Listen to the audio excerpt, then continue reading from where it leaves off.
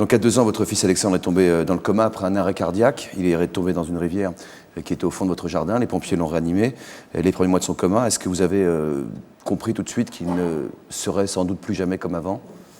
Non. Déjà, dans l'état que j'étais, pas du tout. Et puis, pour moi, quand on nous a dit que son cœur était reparti, pour moi, il allait regambader. Et c'est vrai qu'on on l'a su bien plus tard, et avec les séquelles qu'il y aurait, tant que l'hématome n'était pas résorbé, de toute façon, on ne savait pas les séquelles. Donc au bout de combien de temps? Ça a demandé plusieurs mois. Ah oui.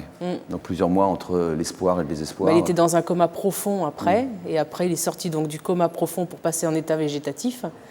Mais c'est vrai que on l'a su après, mais nous on avait tellement d'espoir de toute façon qu'on s'est battu, enfin on continue à se battre, un peu moins, mais on se bat toujours pour notre fils, oui. Comment vous battiez-vous? On a fait beaucoup de choses déjà. On est parti en Angleterre. On a fait la méthode Doman sur Alexandre. C'est-à-dire? En fin de compte, c'est des personnes qui se relaient en fin de compte, pour coordonner les bras, les jambes, montrer des images fluo, pour faire bouger les yeux aussi. Et on l'a fait que 6 mois parce que ça a pas. Alexandre fatiguait beaucoup.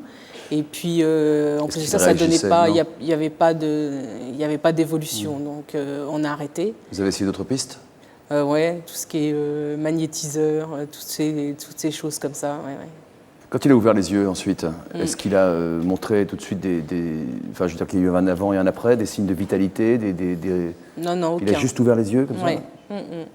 Mais c'est vrai qu'il y a vraiment l'avant et l'après. Hein. Mais on vit toujours, nous. Pour moi, Alexandre aujourd'hui a toujours 2 ans. Mon petit garçon, il a 2 ans.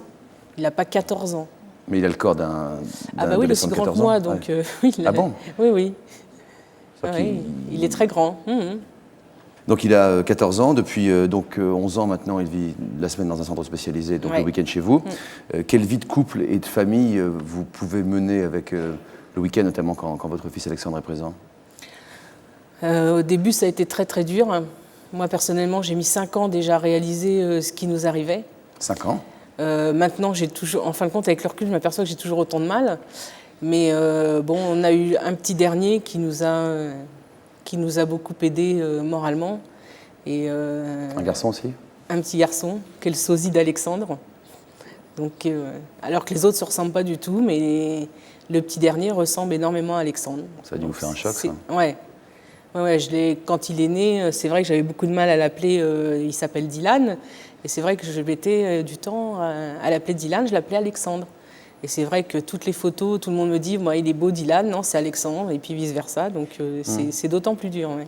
Et quand Dylan, quel âge a-t-il maintenant? Il a 9 ans. Ouais, quand Dylan voit Alexandre le week-end?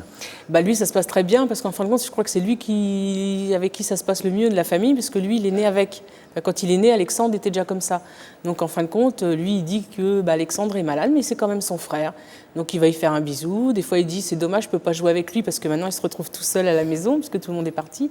Mais c'est vrai que les relations avec son frère se passent très très bien. Quoi. Ouais, les relations fraternelles, quoi. Voilà, tout à fait. Ouais. Et vous, avec votre fils, comment ça se passe dans vos relations avec lui? Avec lequel? Avec Alexandre. Avec Alexandre, beaucoup plus difficilement maintenant, ouais. Parce qu'il n'y a pas du tout d'échange. Et c'est vrai que au niveau relationnel, c'est beaucoup plus dur. Parce qu'au début, on enregistrait pareil des cassettes. Les infirmières disaient que les gens qui étaient dans le coma entendaient, donc on enregistrait les cassettes, des chansons, on enregistrait les frères et sœurs, de la musique, beaucoup de choses comme ça. Et puis un jour, un médecin m'a dit, mais de toute façon, il ne sait même pas que vous êtes sa mère, donc c'est vrai que ce jour-là, ça casse un peu. Et j'avais vraiment plus envie de m'occuper d'Alexandre. Et puis avec le temps, maintenant, ça a fait 12 ans, donc... Oui, ça, ouais. Vous avez du mal à avoir le même comportement, peut-être même les mêmes sentiments pour vos autres enfants et pour ce garçon? Ouais.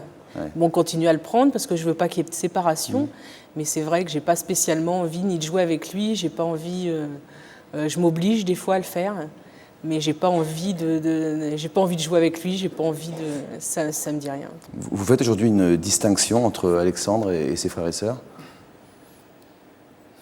Ouais, un peu. Laquelle? Les autres sont pleins de vie, Alexandre, il n'y a pas de vie, donc... Il y a une distinction, enfin pour moi c'est clair. Hein.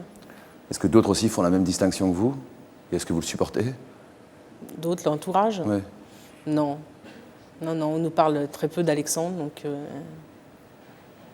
n'y a pas de distinction. Non. Vous aimez quand on vous parle de lui ou vous préférez qu'on ne vous en parle pas? Non, j'en parle très facilement, donc ça ne me gêne absolument pas qu'on parle de lui. Non, non, au contraire. Je me suis même posé la question de savoir si c'était de l'indifférence ou par pudeur, beaucoup.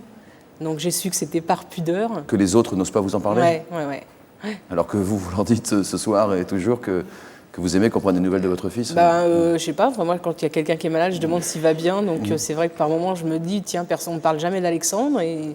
Et c'est pour ça que je me suis posé la question de savoir si vraiment c'était de l'indifférence ou de la pudeur. Mais j'ai su que c'était de la pudeur. Ouais, ou de la peur peut-être aussi. Hein. La peur, les gens, c'est vrai que par rapport à Alexandre, voyaient beaucoup la mort, justement, la maladie. Et ils ne savent pas non plus comment faire aborder le sujet aussi, parce que souvent ça finit souvent en larmes. Donc, mais bon. Il a des réactions quand même, Alexandre, des réactions Il réagit au bruit, à la douleur. À la douleur. Mais pas au plaisir, pas au câlin. Non. La réaction est toujours négative, ce que disait Martine. On attend la petite réaction positive qui montrerait qu'il apprécie. C'est vrai que le sourire, c'est important. On se dit, tiens, il y a quelque chose qui passe, mais ça passe pas beaucoup. Ça passe pas du tout même. Mais... Je pose une question difficile, mais est-ce qu'il y a des moments où vous dites que vous auriez préféré qu'on ne le réanime pas? Oui. Ça, c'est une question que je me suis posée. C'est une question que j'en voulais aussi au service de Réa, à me dire qu'avec le recul aussi, parce qu'on parle toujours avec le recul, parce qu'au départ, il y a toujours l'espoir. Mais c'est vrai qu'avec le recul, je me suis dit, moi, je me dis que si j'avais su qu'il vraiment il aurait été comme ça, il aurait mieux fallu pas le réanimer, quoi. Mais ça, c'est pareil, c'est avec le recul. Hein.